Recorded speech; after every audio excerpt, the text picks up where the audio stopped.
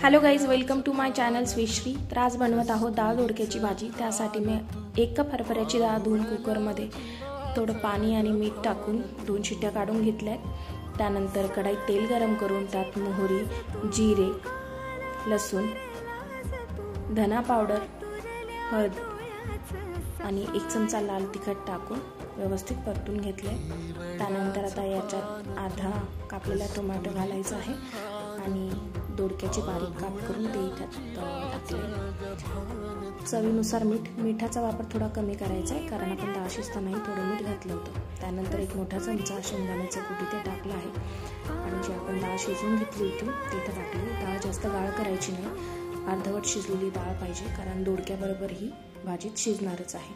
त्यानंतर वरून अजून थोडं पाणी टाकून घेतलंय, वरून कोथिंबीर टाकली आणि झाकण ठेवून मस्त 10 मिनिटं शिजवून घेतली। आता आपली डाळ दोडक्याची भाजी रेडी आहे।